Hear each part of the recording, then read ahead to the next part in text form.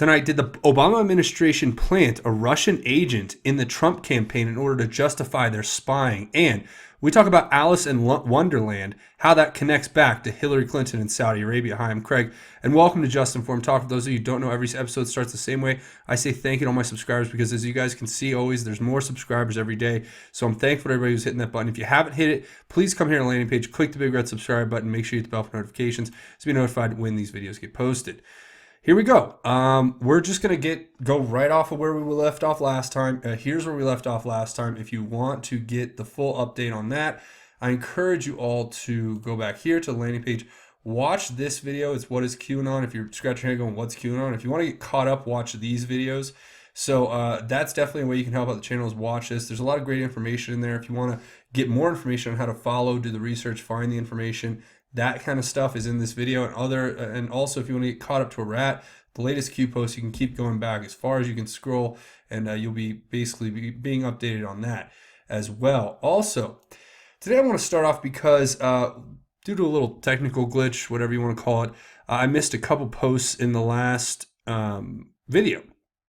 So we're going to go back and we're going to look at those really quick before we talk about today's topics. Now, what are today's topics? Today's topics are going to include this umbrella surveillance and how they used, allegedly, the Obama administration used a Russian agent as a way to gain access to the Trump campaign and to spy on it by having the lawyer, Natalia Veselnitskaya, have a sit-down meeting with members of the Trump campaign, which they allowed to happen by allowing her to enter the United States, although they knew she was a foreign actor. And that in and of itself should be an incredible revelation. Plus, we're going to talk about Hillary Clinton and the Kingdom of Saudi Arabia and how that all connects to some pretty disturbing things that Q's been pointing out. But now let's go back and we're going to read these couple posts that are going to explain a couple things that I think are very important. Now, as the Like Clockwork one was the one that I missed. And when I went over this, it was kind of weird because this post hadn't been put up yet. And so they retroactively went back and added that post. But I kind of went, oh, well, I don't know what this means yet because there was no context. And then, of course, in the next post after Q posted that, he says, they respond to their own post saying, here's Victoria Toensing. And she is actually saying, shame on the Justice Department. AG appointed U.S. Attorney Huber 9 months ago to look into Uranium One and FISA, a false application. Huber has not interviewed Oars. Huber has not interviewed my client, Doug Campbell. So I guess she's the lawyer of Doug Campbell. So the FBI, an undercover informant for Uranium One, MAGA. Now, Q points us back to a previous post where Q explained that this is going to be the big push they're going to make. They're going to say, because Huber's name was not meant to come forward this quickly, they're going to say that Huber's not doing this and Huber's not doing that. And then Q pointed us directly to proof that Huber has been interviewing, or the IG has been interviewing Bruce Orr for quite some time. And they're working an investigation together, multiple investigations, it would seem, with a team of 470 investigators. So, of course, Michael Horowitz shared the information that was gleaned from the interview of Bruce Orr with John Huber. So that being said, Q says like clockwork. Of course, that's what this is referencing. So there you go.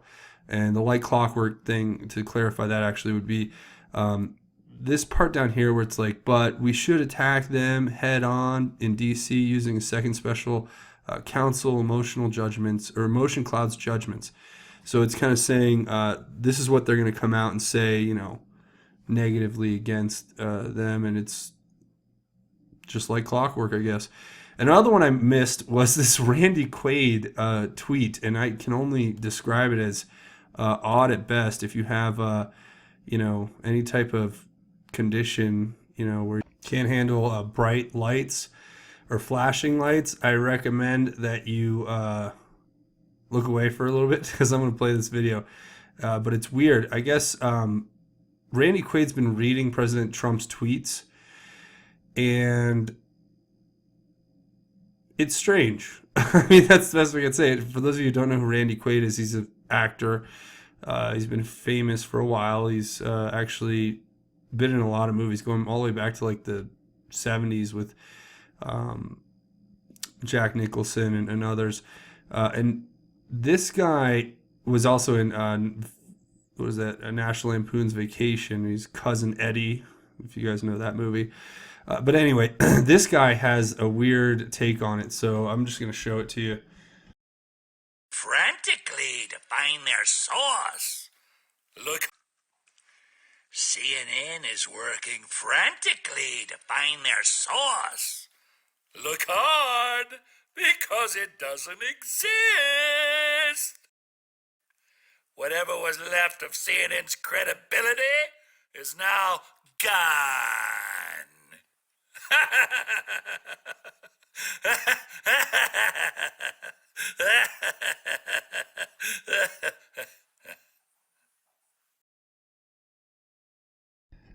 Okay, so that is, yeah, all right.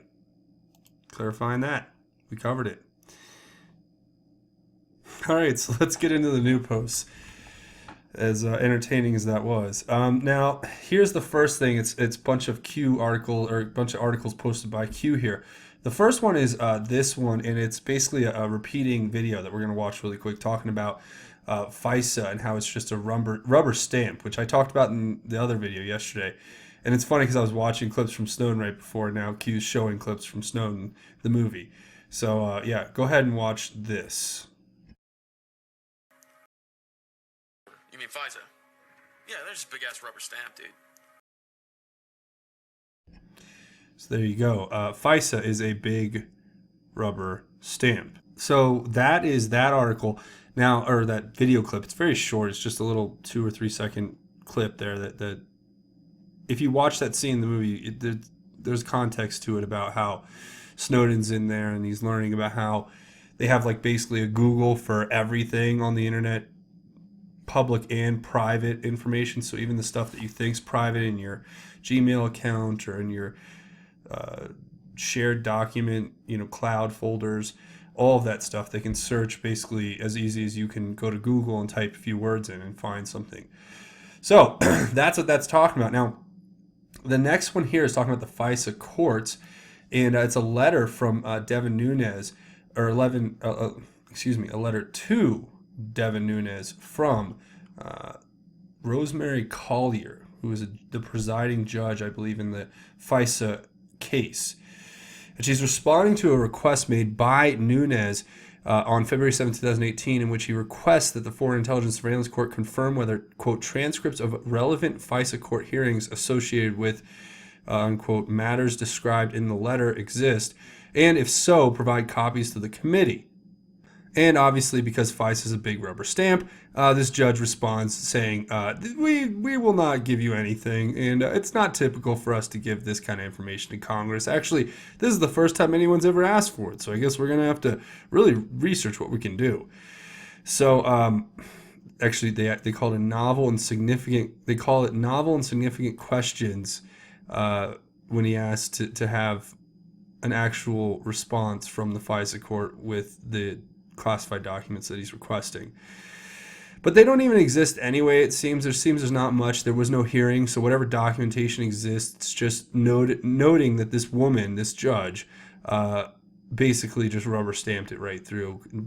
Regardless, it could have been a FISA warrant to, spy on Big Bird at Sesame Street, and she would have stamped it. So, I mean, that's what it's kind of insinuating.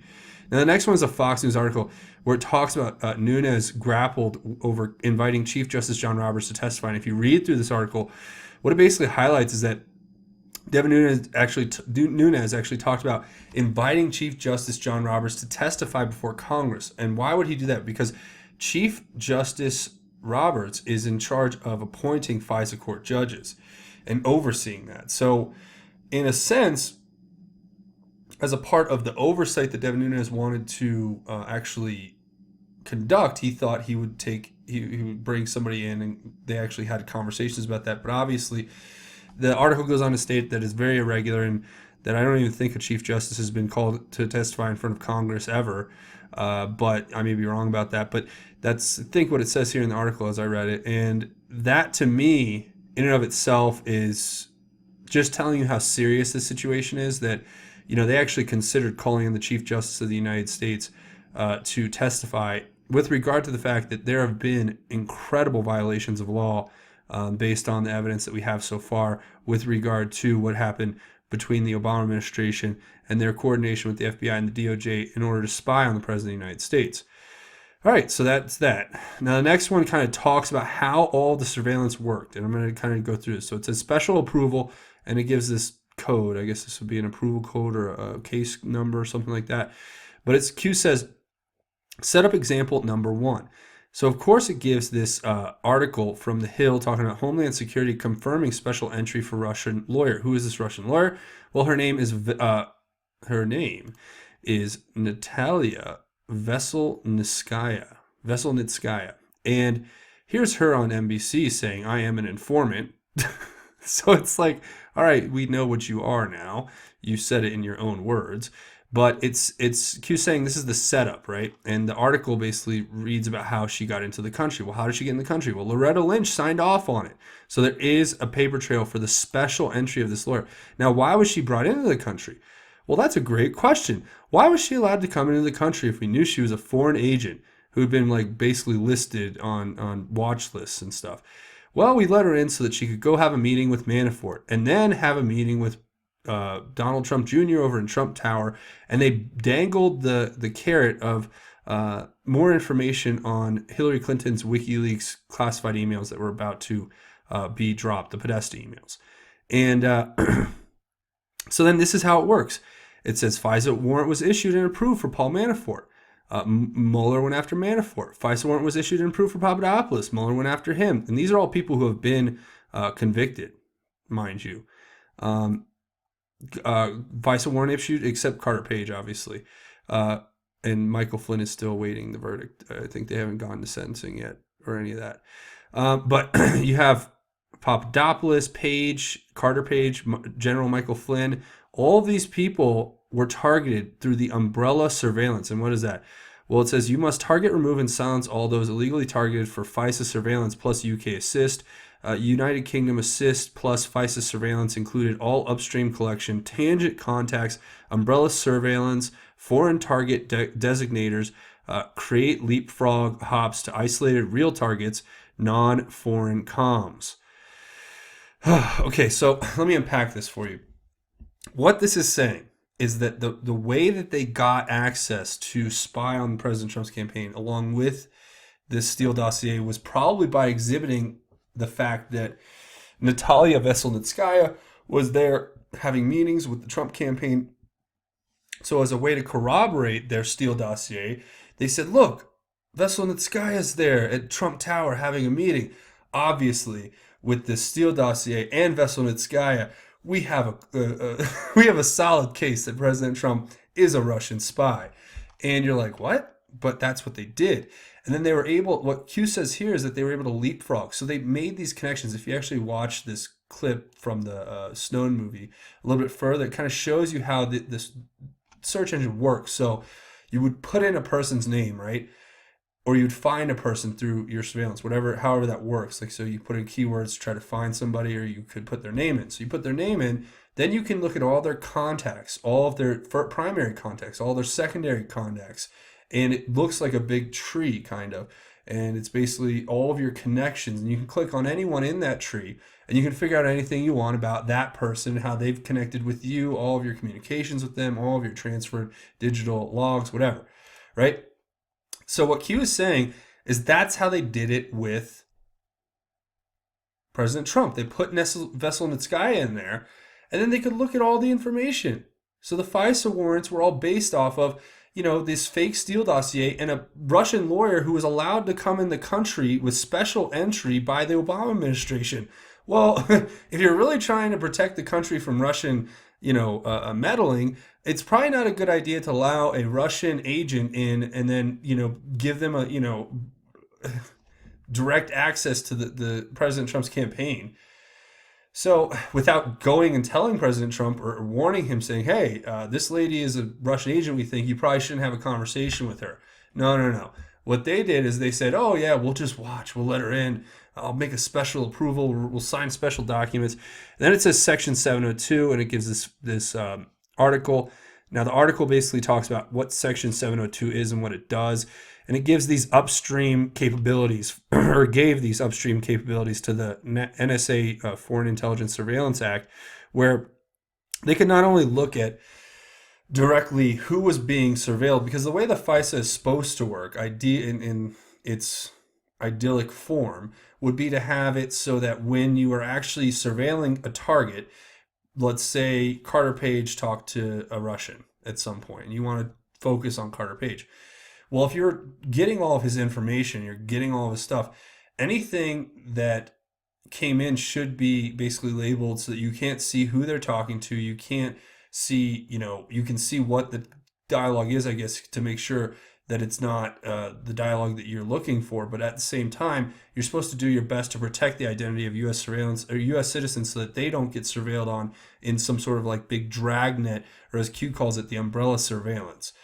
And but they didn't do that. They intentionally misused the 702, Section 702, in order to commit this crime, in my opinion. And with that being said, I think this is an important article from after President Trump became the president of the United States. We actually have a reworking of the Section 702 authorizations by the NSA, where they basically in this little article talk about how they rewrote it to disallow the upstream surveillance, disallow that umbrella surveillance to really be so broad that it can be used and abused by those with malintent, basically.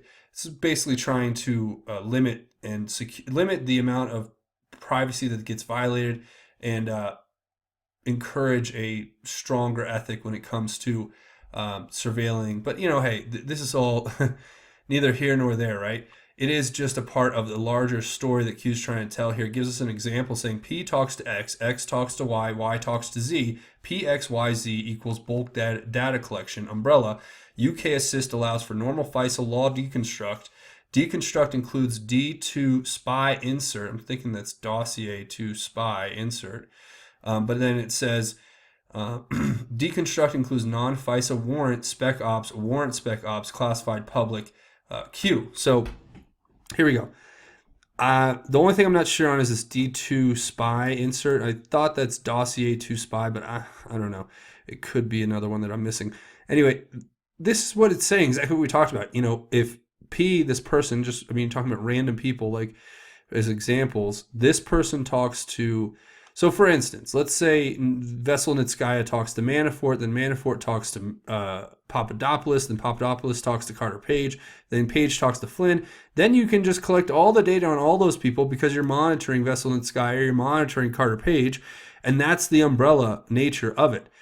And then the way they get around the unmasking is by working in conjunction with foreign intelligence agencies through the Five Eyes connections, meaning other like the UK, Canada, Australia, New Zealand, other countries that help us to spy on our own citizens, basically, and to get around all of our own laws. So it says deconstruct includes non-FISA warrant spec ops classified. So apparently, these are special operations. These are not even gonna hopefully they will, but we don't even know if any of this will ever be able to be made public because of the techniques that they probably employed in spying on the president. So there's a lot of complications there. It's a complex issue, so we'll have to wait and see. Now, the next post here should be quite disconcerting to everyone. Here is the actual articles that show how CIA and former intelligence officials are running for political office now because that's the only other way they can get back in control now. And that's disturbing to me. I mean, it's almost terrifying, really. But here it is. Postal Service admits ex-CIA officer's personal file released in human error. Well, great. So the United States Postal Service on Thursday acknowledged that it inappropriately released sensitive personal information about Democrat Abigail Spanberger, a former CIA officer challenging Republican Dave Bratt, a Republican. Well, of course she is, calling it a human error. No, thankfully, I hope it was, and I hope that was completely on purpose because that's the kind of stuff that we're fighting against here. We literally have people that own intelligence agencies. Now they're these psychopaths. Look at that smile. I don't like to do this to people very often, but you know when you just look at somebody and you can tell that that person is just, they have the dead eyes and the fake smile, and it's just like, you know, there's nothing under there. I don't know. I don't like to get into judging people, but that just, she looks to me like we talked about Dana Perino yesterday. That's that same look. Yeah. So this is very interesting. The Daily 202 is ex-CIA officers running for Congress as Democrats. Well, of course they're running for Congress as Democrats. Why wouldn't they be? And it starts with Abigail Spanberger, and then it goes into others. And of course, this is the Washington Post. So, take that with a grain of salt. Then the next article is this CNN article that's talking about how the former intel professionals are running for office to check Trump. Yeah, to check Trump. Great. Because I want a bunch of unelected bureaucrats who are working as spies under one of the most corrupt administrations in the history of the United States to now be running for elected office to tell us what to do from their elected positions. Yeah, I don't think that's the ideal situation that we want to get ourselves into. And of course, CIA or CNN is, yeah, we called them CIA. CNN is drawing it up like it's a football game, and they're, like, I don't even know. The stuff they do is just so desperate to get people to watch and to, instead of, because they don't have the truth to report, so they have to do something to make it interesting. So they have to get these fancy, displays where they can draw out the plays like it's a, 4th and 2 on the goal line. They're about to drive into the end zone or something. It's just a joke. Anyway, all right, we'll just jump up, and it says active in the kill box. So, yeah, they're probably going right after it. Now, this cracks me up. And you guys know this picture. I know you know this picture. It is the famous picture. I've seen this all over. It's memed everywhere, especially if you're following Q stuff. But you can see Jeff Sessions just standing back there, peering over the shoulder of this congressman in President Obama's office with the Sheila-nator and Lindsey Graham and Eric Holder. I know it's Lindsey Graham. I think the Sheila-nator, though, is funny because she's the one who's got the weird medallions and who knows what kind of sick stuff that these people are into. But it's so funny because it's so true. Jeff Sessions is just hanging out in the back, like, kind of just, yeah, you do your thing. I'm going to get you one day. And I just, that picture cracks me up. So I just thought it's funny, and thank you, Q, for sharing it, because it's obviously something that we all should look at as another indicator that Q's telling us to trust Sessions, that this is all coming. And, he's probably been thinking about this for a very long time, I would imagine, especially if he knew all the evil that was going on there and did his best to stay away from it, presumably. Now, the next one is this. A set of emails have just been released, it would seem, from the FOIA, Freedom of Information Act. And this is great because the Anon points out that the new HRC emails, they call her Alice. And the email is from Hatter. Of course, Alice in Wonderland. There's Alice, and then there's the Mad Hatter. And Q says, he basically points us to this previous post number 83, where it says simplified, Alice in Wonderland, Hillary in Saudi Arabia, references. Hillary Clinton in Wonderland by Lewis Carroll, Saudi Arabia, the Bloody Wonderland. It says, but how could we know? And then it takes you to this virtual reading room where the latest FOIA request documents get released, basically. And this is the email right here. If you click on it, it takes you this email from Mary Tory to presumably Hillary Clinton, calling her Alice, and them signing it the Hatter. So, yeah, we're gonna have to keep doing research on these people. Who is Mary? Mary. It's Marty Tory, and then who is Alice? I guess that would be Hillary, HDR 22, maybe. I'm not sure yet, but that is definitely incredible. And this is kind of like the kind of information that you want, because Q's been saying this since the beginning. We were talking about a post from all the way in November where he called Hillary Clinton Alice in Saudi Arabia Wonderland. And now we're seeing in emails where Hillary's actually referenced, it would seem, as Alice or somebody in Hillary's circle. So there you go. That is what I wanted to bring to you, and I just thought that was interesting. We wanted to point out. Also, for those of you who don't know, get the website up. We're over here doing well on justinformednews.com, and I just put up an article here called Alice in Wonderland, Hillary Clinton and Saudi Arabia. And it goes over a lot of what we'll cover here and some things that we won't have time to get into. So if you guys want to get more information, come over to justinformednews.com and check out this article, and that will be a cool way to stay up with it. All right, so the next post is Q responding to his own post, the one we just read through, with that email that we just looked at, where it says, Alice and the Hatter. So that's what we looked at. Now, the next one is this Donald Trump post. So Q asks us, do you believe in coincidences? Enjoy the show, Q. And what does this tweet say? Well, of course, it says exactly what we've been covering in the last episode, last few posts before this post was put up.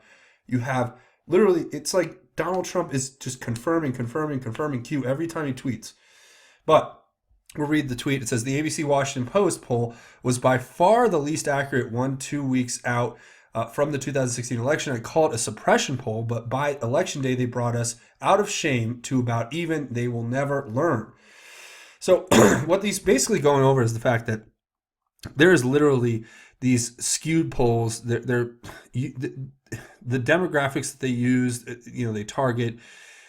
I've seen it. What they talked about the polls a lot during the run-up to the election is that the reason that we were calling them fake polls, because they were basically. I mean, if you go and you sample a group that's 75% Democrat, and you're asking them a question about, what do you think? Do you think Hillary's going to win? Of course you're going to have a 70, 80% response, Not to mention the fact that it's been alleged that they just make up the polls sometimes. I mean, because who's really going to fact check the fact that they went and conducted a poll? I mean, if it's Snopes, then they could basically get away with anything. They could just, pull it out of a hat, and they'd probably get a Snopes review saying that anyone who questions it is a alt-right Nazi. But here we go. Now, the next post is from Q.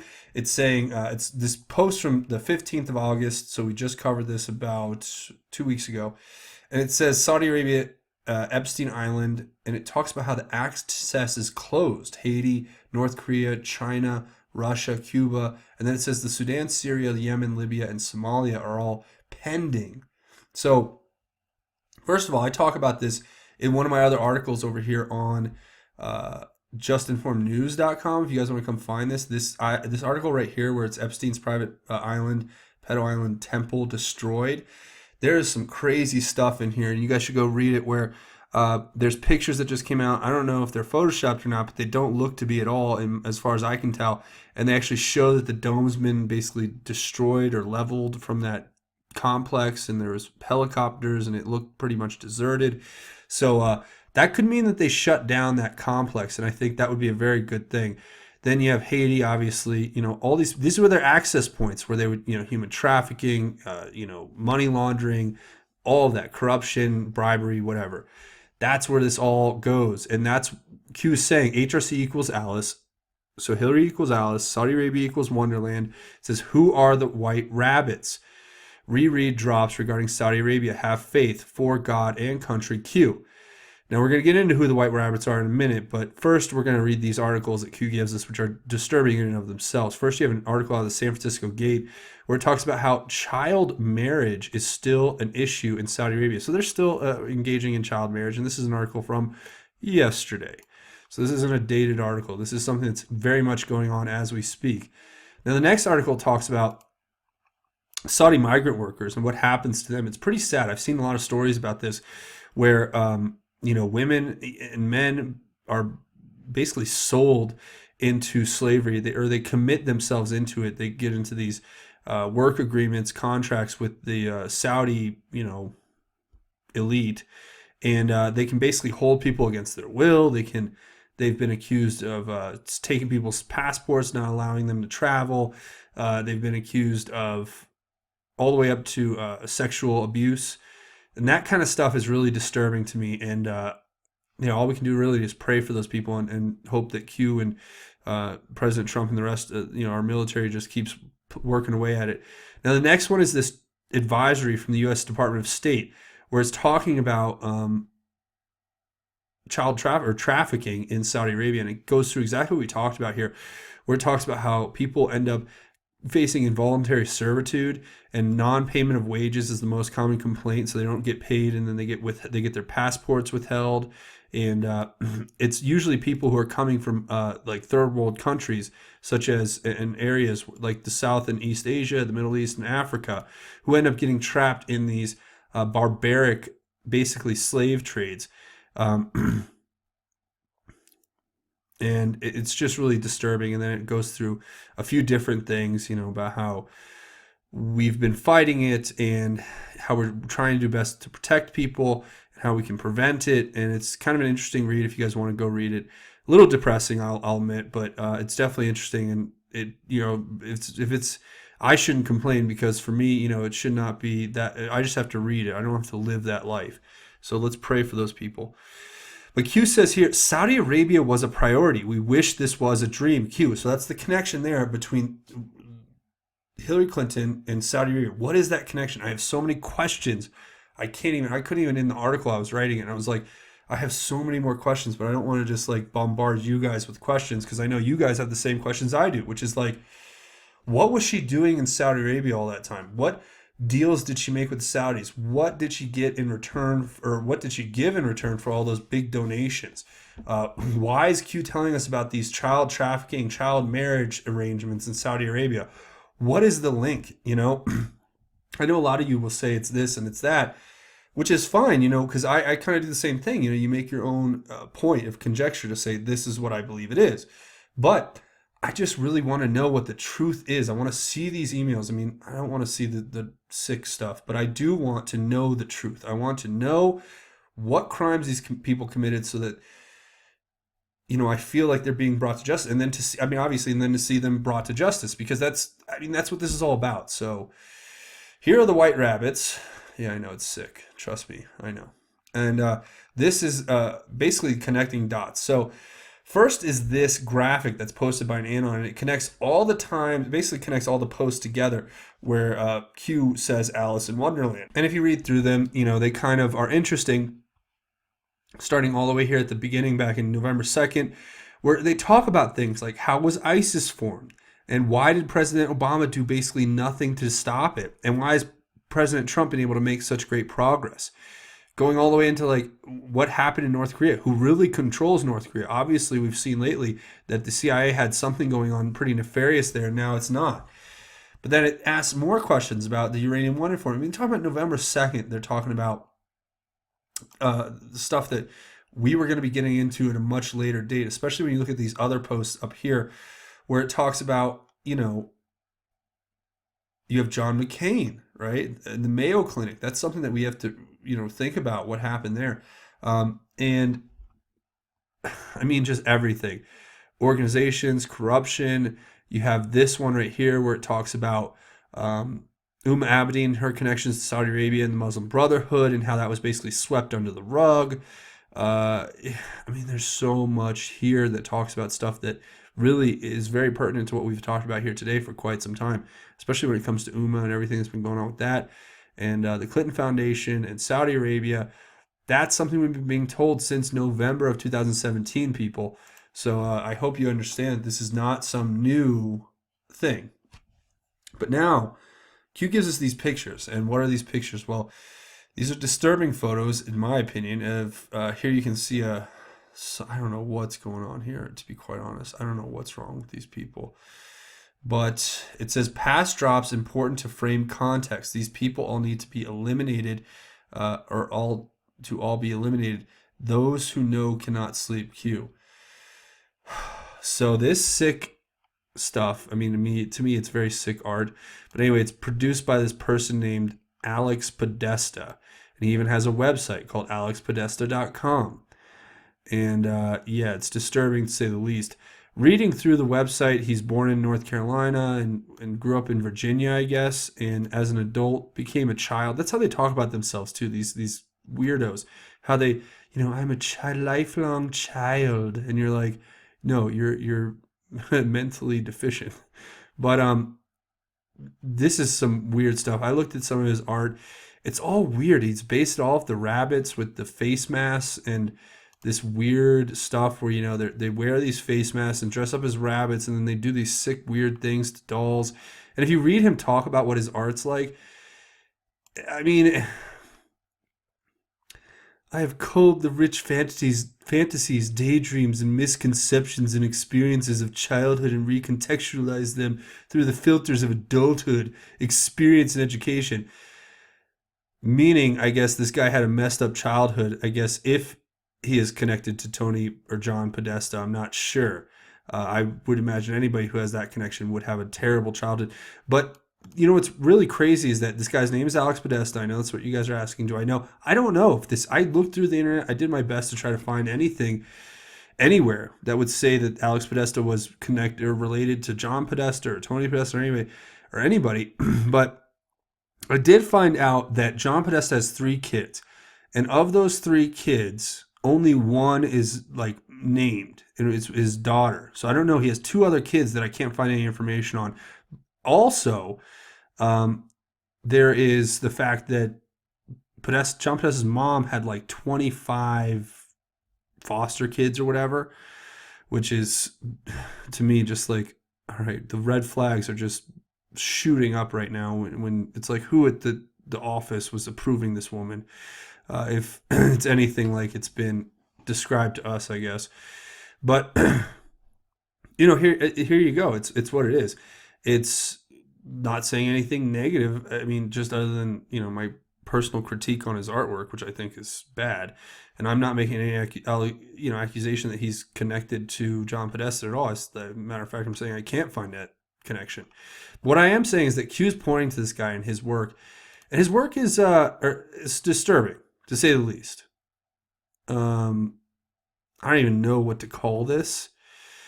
I don't know how to describe this. I don't know how to even make it even seem reasonable, because it's not to me. And then you have this picture here with them, you know, doing something to a doll and then using scissors to cut off its ear, as we saw in this picture here. That's literally what they're doing. They're cutting off the ear.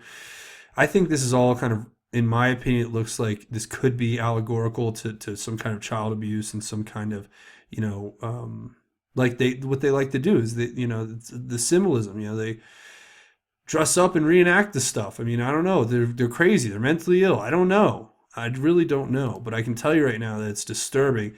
And if this all connects back to Hillary and Saudi Arabia somehow, it only would make sense that it has to do with human trafficking or some kind of child abuse. But only time will tell, because right now, all I keep remembering, my favorite, you know, thing that just goes over and over in my head is that moment in the debate between Hillary and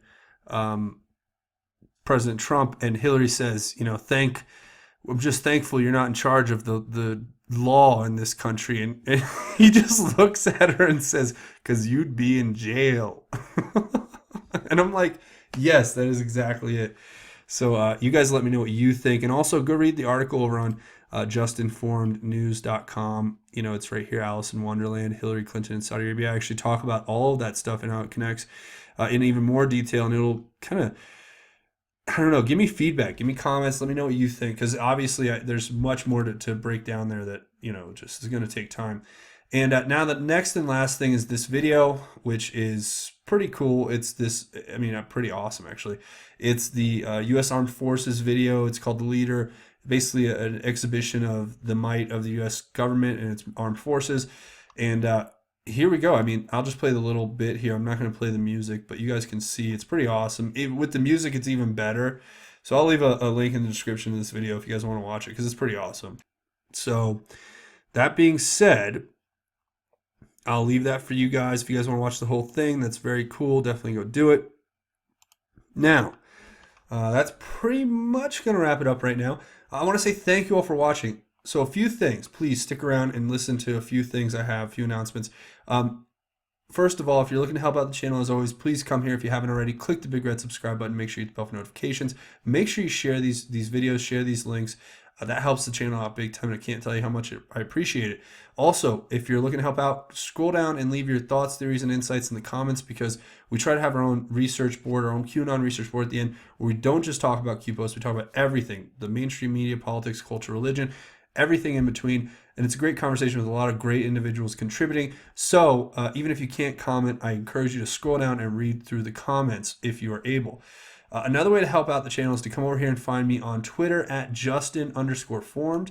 And the great thing about Twitter for you, if you come and follow me on Twitter, is I have my comments and my posts that I make where I, say stuff, but also all my articles will get posted here. All my links to my YouTube videos get posted here. So it's a great way to get notified if you're not getting notified through YouTube, or you want another verification or another form of notification so that you can know when the content gets posted. So all you gotta do is come over here and hit follow, and I appreciate it. It helps me out big time. I'm thankful for that. Now, again, like I said, come over and find justinformednews.com. Go ahead and read the articles, leave your feedback, tell me what you think in the comments. That's definitely a great place for us all to go to. And like I said, we're still in the beta version of this website. So, if you see any problems, let me know. If you think anything needs to be fixed, let me know. Now, if you're looking to help out financially, this is really a great way to help, because I don't really, it makes it so I don't have to depend on anything. I can do this 24/7, 365, and it's just a great support for the channel. So if you come over here to Patreon, that's patreon.com, you can search Just Informed Talk, or go to patreon.com/justinformedtalk. When you come to this page, you click this button to become a patron. It's a monthly donation, and I can't tell you how much that helps out the channel. So thank you to everyone who has made that donation. Now, also, if you want to make a one-time anonymous donation, or just you don't want to get in the monthly thing, or you want to do anonymous, or both, come over here to my GoFundMe page. It's gofundme.com/just-informed. Again, gofundme.com/just-informed. Links will be in the description, and I appreciate your support. So before we go, I found this great verse, as always, as I'm always looking every day to bring you guys and myself too, a bright and cheerful message from God. And this is a verse I found in Romans chapter 15, and it's verse 1 and forward. But it talks about how we should live our lives for others. And that has always been a driving force in my life. Now, I'll admit, I'm human. There are times when I've experienced every human emotion there is, whether I get stingy, or I don't want to give as much, or I get too, focused on the wrong things, focused on materials. But I always pull myself back, I believe. And I do my best to focus on giving instead of receiving, because I've always been the type of person, personally speaking, that when I give to others, I find so much fulfillment in that. And whether it's something really small or really big, just giving someone else a little part of me, or a little token of my self, has always been a driving force in my life. I mean, it's what I do. It makes me happy. It makes me feel content. And I don't know how to describe it. I've always been the type of person who loves to give. And that's not to say I'm perfect, and I'm far from it, but it is to say that that's been my kind of theory and philosophy. And that's why when you have God, and God becomes so profound in your life, as he has for me and my family and all of us, giving actually takes on a whole nother form. And there's a whole nother level of satisfaction that you can get in knowing that you're giving, and you're giving through God, because you've embraced God, and you've brought God into your soul and your being, and you've embraced that full-fledged. And then that makes it so that you can give even more. And even if it's not materially, or you can't give more monetarily, it makes it so that you can give more of the great gift that God gives you, which is the Spirit. And we're going to read about that. So I want to read this verse to you. So here it is, Romans chapter 15. It says, "Now we who are strong have an obligation to bear the weaknesses of those without strength, and not to please ourselves. Each one of us must please his neighbor for his good, in order to build him up. For even the Messiah did not please himself. On the contrary, as it is written, the insults of those who insult you have fallen on me. For whatever was written before was written for our instruction, so that through our endurance and through the encouragement of the Scriptures we may have hope. Now may the God of endurance and encouragement grant you grant you agreement with one another according to Christ Jesus, so that you may glorify the God and Father of our Lord Jesus Christ with a united mind and voice. And I love that verse. I mean, that speaks to what I want my life to be about.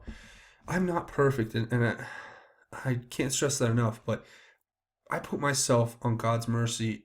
I put myself at God's mercy every day. And I live my life so that I know at the end of every day that I have God with me. And sometimes, I go through hard times. Sometimes I go through great times. But I focus on, regardless of that, regardless of what's happening to me here in this world, how I put my focus on having that relationship in any circumstance, good, bad, happy, sad, angry, or elated, or indifferent. I want to have that relationship with God. And one of the ways I found to strengthen that relationship on a daily basis is to give to those who have less, is to give to those who need a kind word, to give to those who need a helping hand, to give to those who need to hear the love of God, to hear about the great gift that Jesus gave us when he sacrificed himself on the cross. These are the things that I think are the most important gifts that we can share with one another. And it is good to be able to share. If you want to give back to your community, if you want to make a donation, or you want to go do some charity work or whatever it is. But just remember that giving is what makes us stronger for God, is giving ourselves and not seeking to take for ourselves. Because if you try to take and take and take, God may not give it to you. But if you relinquish yourself to God, if you turn yourself over to God, if you say, God, make me your humble servant, make me somebody who's worthy of you, then maybe God will give you bigger blessings, and maybe God will give, and it's all God's plan. I can't tell you what that plan's gonna be, because it's like, I'm not gonna say that it's definitely gonna happen at first.